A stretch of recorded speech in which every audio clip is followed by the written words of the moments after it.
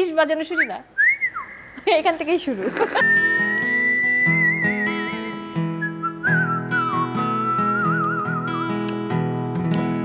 এখন তো সময় ভালোবাসার, এ দুটি হৃদয়ে কাছে আসার।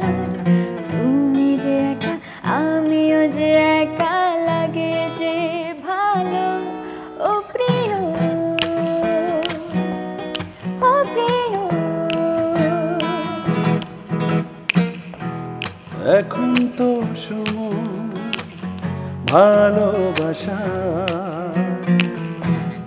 এ দুটি হৃদয় কাছে আসা। তুমি যে একা আমিও যে একা, লাগে যে ভালো ও প্রিয়, ও প্রিয়।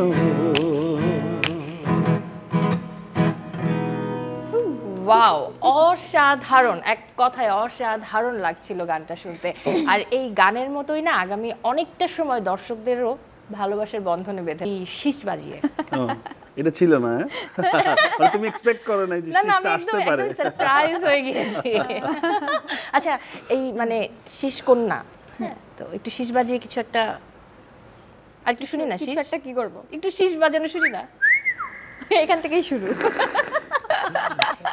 ছেলেরা যখন আমাকে এরকম, মানে আমাকে বলতে কিন্তু সব মেয়েরাই এরকম এক্সপিরিয়েন্স করে যে স্কুল কলেজে যখন যায় এই ধরনের আওয়াজ ভেসে আসে মেয়েদের কানে। আচ্ছা, আমার কানেও ভেসে আসতো, এখান থেকেই শুরু। মানে বিষয়টা এমন হয় না যে ছেলেরা মেয়েদেরকে শীষ বাজিয়ে টিজ করে, তার মানে সেই কি ছেলেদেরকে টিজ করতো? না, আমি টিজ করি না, বাট আমি টিজড হয়ে ইন্সপায়ার্ড।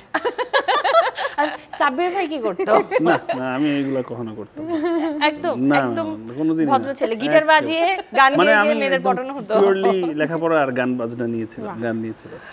ওকে, মানে বিবাহিত, এই জন্য কিছু বলা হচ্ছে না? না, না, বাসে গেলে যদি ভাবে মাইর দেয়। আমার বউ আমার বন্ধুর চাইতে আরো বেশি বাহ, close, দারুণ। so কোনো আচ্ছা, সমস্যা নেই। ভাবিকে কোন গানটা গেয়ে পটানো হয়েছে, মানে ফার্স্ট ওকে ইমপ্রেশন? আমার পটাইতে হয়নি, বিকজ ওই ক্লোজ আপ অনের পর সে ছিল আমার ভক্ত, ফ্যান।